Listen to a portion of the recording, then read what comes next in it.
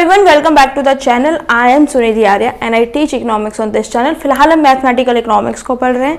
Mathematical economics के अंदर हम अभी तक set, relation, functions, limits, quantity, derivatives, broadly calculus का जितना भी पार्ट होता है उसको कवर कर चुके हैं। इससे पिछले वाली वीडियो से हमने डिफरेंशियल इक्वेशन को शुरू किया था और डिफरेंशियल इक्वेशंस में हमने समझा था कि जो डिफरेंशियल इक्वेशंस होते हैं उसमें ऑर्डर क्या होता है, डिग्री क्या होता है, वेरिएबल सेपरेबल मेथड क्या होता है, ये सब हमने पिछली वीडियो में समझा। आज के इस वीडियो में हम समझेंगे linear differential equations. Linear differential equations किस तरीके की होती हैं, उनको किस तरीके से सॉल्व किया जाता है, what's the technique to solve them, ये सब हम आज की वीडियो में पढ़ेंगे। वीडियो शुरू करने से पहले मैं बताना चाहती हूँ, अगर आप इकोनॉमिक्स के किसी भी सब्जेक्ट में स्ट्रगल कर रहे हैं या फिर आपको किसी भी कोर्स में या किसी भी सब्जेक्ट में बहुत ज़्यादा इश्यूज हैं, डाउट्स हैं, क्लियर्स नहीं हो पाते, कॉन्सेप्चुअल क्लैरिटी नहीं है, तो आप हमारा ऐप डाउनलोड कर सकते हैं। हमारे ऐप का लिंक आपको डिस्क्रिप्शन बॉक्स में मिल जाएगा। हमारे पास डिफरेंट तरीके के कोर्सेज हैं, इग्नू से रिलेटेड, नेट से रिलेटेड, जितने भी इंपॉर्टेंट कॉम्पिटिटिव एग्जाम्स हैं जो भी बच्चे देना चाहते हैं, अगर आप उसमें इंटरेस्टेड है तो आप हमारे ऐप को डाउनलोड कर सकते हैं या जो नंबर स्क्रीन पे फ्लैश हो रहा है आप उस नंबर पे कॉल या व्हाट्सएप करके कोर्स की इंक्वायरी कर सकते हैं। देखिए, सबसे पहले हमको समझना है लीनियर डिफरेंशियल इक्वेशंस। मैंने आपको डिफरेंशियल इक्वेशंस तो समझा दिया था कि डिफरेंशियल इक्वेशंस क्या होता है, लेकिन मैंने आपको ये नहीं बताया था कि लीनियर डिफरेंशियल इक्वेशंस क्या होता है। लीनियर डिफरेंशियल इक्वेशंस क्या होता है वो हम आज समझते हैं। देखिए, लीनियर डिफरेंशियल इक्वेशन एक टाइप की होती है जिसके होता है dy/dx plus py is equal to q। ठीक है, जिसमें कि p और q they are the functions of x only.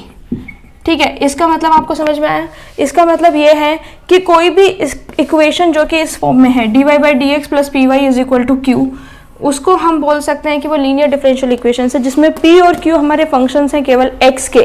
अब इसमें इंपॉर्टेंट बात यह है, अब इसमें इंपॉर्टेंट समझने वाली बात यह है कि इस इक्वेशन में, ठीक है, या तो ये इक्वेशन हमें एज इट इज गिवन होगी और अगर एज इट इज गिवन नहीं है तो इन केस वी मैनिपुलेट करने के बाद भी अगर हम सेम निकाल सकते हैं तो वो भी हमारी लीनियर डिफरेंशियल इक्वेशन ही होगी। यानी कि लेट्स से कि हमें स्टार्टिंग में लीनियर डिफरेंशियल इक्वेशंस नहीं दी है बट हम किसी भी तरीके से उसको मैनिपुलेट करने के बाद उसको इस फॉर्म में कन्वर्ट कर सकते हैं, तो वो लीनियर डिफरेंशियल इक्वेशन है। लीनियर किस लिए है ये? क्योंकि इसमें जितने भी डेरिवेटिव प्रेजेंट हैं इंडिपेंडेंट वेरिएबल के, ठीक है, इंडिपेंडेंट वेरिएबल और उसके जो डेरिवेटिव प्रेजेंट हैं, ठीक है, ये क्या है? Independent variable. ये क्या है? इंडिपेंडेंट वेरिएबल का डेरिवेटिव। इंडिपेंडेंट वेरिएबल का जो डेरिवेटिव है वो प्रेजेंट है। अब हमें ये पता चल गया कि लीनियर डिफरेंशियल इक्वेशन होती क्या है। अब हम ये समझेंगे कि इसको सॉल्व करने के क्या तरीके होते हैं। 3 तरीके होते हैं। सबसे पहला स्टेप 1 होता है आइडेंटिफाई P एंड Q, और अगर हमें P एंड Q की फॉर्म में नहीं गिवन है तो हम क्या बोलते हैं? Manipulate it into standard form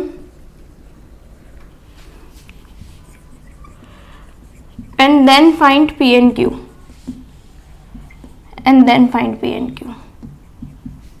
step 2 में हमको क्या निकालना होता है? स्टेप 2 में हमको इंटीग्रेटिंग फैक्टर निकालना होता है। इंटीग्रेटिंग फैक्टर को निकालने का फॉर्मूला क्या होता है? e⁻p dx। फिर स्टेप 3 में हमको क्या करना होता है? हमको जनरल सोल्यूशन निकालना होता है। जनरल सोल्यूशन हम कैसे निकालते हैं?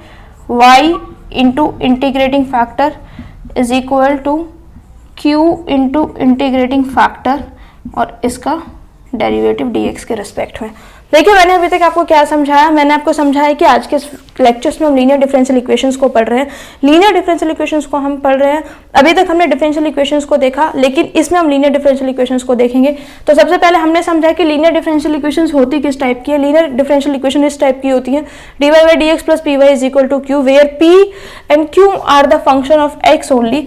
अब इसमें क्या है कि लीनियर डिफरेंशियल इक्वेशन क्यों है? क्योंकि इंडिपेंडेंट वेरिएबल और जो डेरिवेटिव है, यानी कि जो डेरिवेटिव है उसका हाईएस्ट ऑर्डर क्या है? 1 है, और जो इंडिपेंडेंट वेरिएबल है उसकी डिग्री क्या है? 1। और ये कभी भी 1 से ज़्यादा नहीं होगी, इसीलिए लीनियर डिफरेंशियल इक्वेशन। फिर हमने समझा कि किस तरीके से हम सोल्व करेंगे। सबसे पहले हम आइडेंटिफाई करेंगे पी एंड क्यू, और अगर आइडेंटिफिकेशन पॉसिबल नहीं है तो हम इसको मैनिपुलेट करेंगे स्टैंडर्ड फॉर्म में, और फिर हम पी एंड क्यू लेकर आएंगे, फिर हम इंटीग्रेटिंग फैक्टर निकालेंगे, और फिर हम जनरल सोल्यूशन निकाल देंगे। इससे पिछले वाली वीडियो में जब मैंने आपको इनिशियल वैल्यू प्रॉब्लम पढ़ाया था तो मैंने बताया था कि हम पर्टिकुलर से जनरल के बाद पर्टिकुलर सोल्यूशन भी निकाल सकते हैं। तो आज एक दो क्वेश्चंस में देखेंगे कि जनरल से पर्टिकुलर सोल्यूशन कैसे निकलता है। एग्जांपल्स देखते हैं।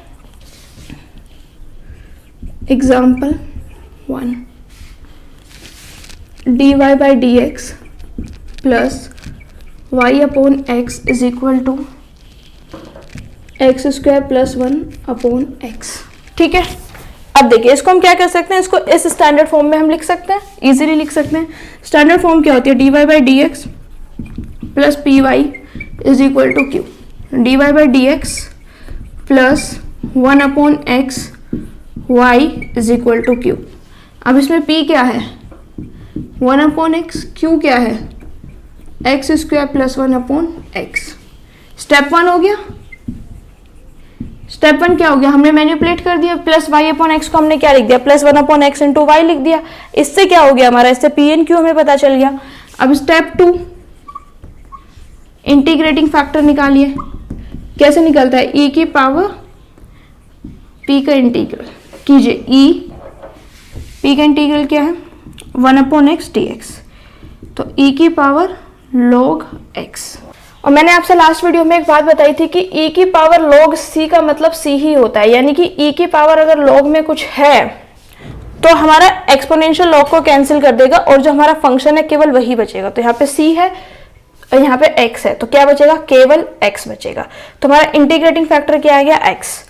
अब हमें क्या करना है, अब हमें देखना है स्टेप 3। स्टेप 3 में मैंने क्या बताया था आपको, सॉल्यूशन कैसे लिखना है, इस इक्वेशन में वैल्यू को पुट करके y into integrating factor is equal to integration of q into integral factor dx। Value को सब्स्टिट्यूट कर दीजिए, y integrating factor x, y into x is equal to q क्या है, x square plus 1 upon x into integrating factor into x d x. इस x से ये x cancel हो गया, तो यहाँ पे क्या बचा, Y X is equal to x square plus 1 D X. Y X is equal to x square क्या होगा, x की power 3 upon 3 plus 1 plus X plus C. ये क्या आ गया, हमारा सोल्यूशन आ गया। ठीक है, लीनियर डिफरेंशियल इक्वेशन को कैसे सोल्व करना है ये हमने इस तरीके से समझ लिया। स्टैंडर्ड फॉर्म से कंपेयर कीजिए, dy by d x plus p y is equal to q. इसमें p क्या है, x, q क्या है, x क्यूब। स्टेप 1 हो गया। स्टेप 2, इंटीग्रेटिंग फैक्टर निकालिए, e की पावर p dx। e की पावर p क्या है, x, x dx is equal to e x की पावर 2 अपॉन 2। ये क्या किया हमने, इंटीग्रेट कर दिया। अब हमें क्या करना है, step 3, y into integrating factor is equal to q into integrating factor dx। y into integrating factor e की power x square by 2 is equal to q क्या है हमारा, x cube into integrating factor क्या है, e x square upon 2 dx। ठीक है, अब देखिए हमें क्या करना है, लेफ्ट हैंड साइड तो हमारी सॉर्ट हो गई है, राइट हैंड साइड में हमको क्या करना है, इंटीग्रेट करना है। तो हम इसको किस तरीके से इंटीग्रेट करेंगे, हम इसको इंटीग्रेट करेंगे सब्स्टिट्यूशन के मेथड से, यानी कि let x square upon t is equal to t. तो एक्स स्क्वायर सबसे पहले इक्वल टू किसके आ गया, 2t के आ गया। X square upon 2 is equal to t है, डेरिवेट करेंगे 2x upon 2 is equal to d t over d x. 2 से 2 कैंसिल हो गया, x dx is equal to d t. ये दो हमारे पास क्या आ गई, वैल्यू आ गई जिनका हम सब्स्टिट्यूट करके यूज कर सकते हैं। अब देखिए हमको कैसे बहुत स्मार्टली इसको यूज करना है। X cube plus E x square by 2 D x. तो मैं इसको एक्स क्यूब कैसे लिख सकती हूँ, एक्स स्क्वायर इंटू एक्स। इसमें तो कोई कंफ्यूजन नहीं है, एक्स क्यूब को मैंने क्या कर दिया, X square into X into E की power X square by 2 dx। इतना समझ में आया? अब देखिए x dx की जगह मैं क्या लिख सकती हूँ, ये जो मैंने कैलकुलेशन की इसके बेसिस पे मैं क्या कर सकती हूँ, x dx की जगह मैं क्या लिख सकती हूँ, dt लिख सकती हूँ। यानी कि ये वाली टर्म और ये वाली टर्म खत्म हो जाएंगी अगर मैं केवल dt लिख दूँ तो मैंने क्या किया, केवल dt लिख दिया। ठीक, e की power x square by 2, e मैंने क्या माना हुआ है, x स्क्वायर बाई 2 मैंने क्या माना हुआ है, t माना हुआ है, x स्क्वायर बाई 2 मैंने क्या माना हुआ है, t माना हुआ है। तो यहाँ पे e की पावर t लिख देते हैं। x स्क्वायर की क्या वैल्यू है, 2t। इतना क्लियर है? समझ में आया किस तरीके से मैंने इसको सब्स्टिट्यूट किया है? सब्स्टिट्यूशन का ही सारा खेल है, उसके बाद में इजी है। देखिए मैंने क्या किया, मैंने x स्क्वायर बाई 2 को t मान लिया और फिर मैंने उसको डेरिवेट किया। पहले जब मैंने x square is equal to t माना तो x square is equal to 2t आ गया, ठीक है। फिर मैंने उसको डेरिवेट किया, तो डेरिवेट करने के बाद में क्या हुआ, 2x upon 2 is equal to dt over dx। यहाँ से 2 से 2 कैंसिल हो गया, x dx की मैंने वैल्यू निकाल ली। अब देखिए सब्स्टिट्यूशन हुआ किस तरीके से, x dx की वैल्यू की जगह मैंने क्या लिख दिया, dt लिख दिया, ठीक है। यानी कि ये दोनों टर्म जो है उनकी जगह dt लिख दिया। e की पावर x स्क्वायर बाई 2 है तो e की पावर t लिख दिया, x स्क्वायर है तो 2t लिख दिया। अब मुझे इसको इंटीग्रेट करना है, 2 बाहर कॉमन ले लेंगे, t e की पावर t dt, ठीक है। अब इसमें हम क्या करेंगे, इसमें हम इंटीग्रेशन बाय पार्ट लगा देंगे, बाई पार्ट्स के थ्रू अब इसको इंटीग्रेट कीजिए। देखिए एक ही क्वेश्चन में पहले हमने सब्स्टिट्यूशन का अप्लाई किया, फिर हमने इंटीग्रेशन बाय पार्ट्स का अप्लाई किया। इसीलिए मैंने आपको कहा था कि अगर आपको इंटीग्रेशन और डेरिवेशन अच्छे से नहीं आता तो डिफरेंशियल इक्वेशन में आपको कुछ नहीं हो सकता, ठीक है। अब क्या आया हमारे पास, 2t की power et, t into e की पावर et। आइलेट प्रिंसिपल है, आइलेट प्रिंसिपल के हिसाब से एक्सपोनेंशियल सबसे बाद में आता है, तो ये पहला फंक्शन है, ये दूसरा फंक्शन है। इंटीग्रेट कीजिए, 2 बाहर है, पहला फंक्शन इंटू दूसरे का integration minus overall integration, but पहले का डेरिवेटिव इंटू फर्स्ट फंक्शन का integration and then overall integration. इस तरीके से हमको करना है। तो ये क्या हो गया, 2t, दूसरे फंक्शन et का इंटीग्रेशन क्या होगा, et माइनस ये क्या हो गया, 1 dt अपॉन dt, उसके रिस्पेक्ट में 1 हो जाएगा, इंटू et का integration et dt is equal to 2t et minus et into 1 et dt। अब फिर से इंटीग्रेट कर देंगे, 2t et माइनस et का इंटीग्रेशन क्या होगा, et plus c is equal to 2। अब et कॉमन ले सकते हैं इसमें से, यहाँ भी है यहाँ भी है, et को कॉमन ले लीजिए, यहाँ भी है यहाँ भी है, 2et, अंदर क्या बचा, t माइनस 1 प्लस c। लेकिन क्या हमारा काम यहीं पे खत्म हो जाता है, नहीं हो जाता है। क्यों? क्योंकि हमने t को सब्स्टिट्यूट किया हुआ है। तो t जो है हमें उसकी जो ओरिजिनल वैल्यू है उसको रखते हैं, is equal to 2e, t क्या बना था, x square by 2 upon x square by 2 minus 1 plus c, और यहाँ पे क्या आया था लेफ्ट हैंड साइड में y e x square by 2। That's how we do it, right? That's it for today's videos, guys. I hope आपको आज का वीडियो बहुत अच्छा लगा होगा, बहुत इन्फॉर्मेटिव लगा होगा।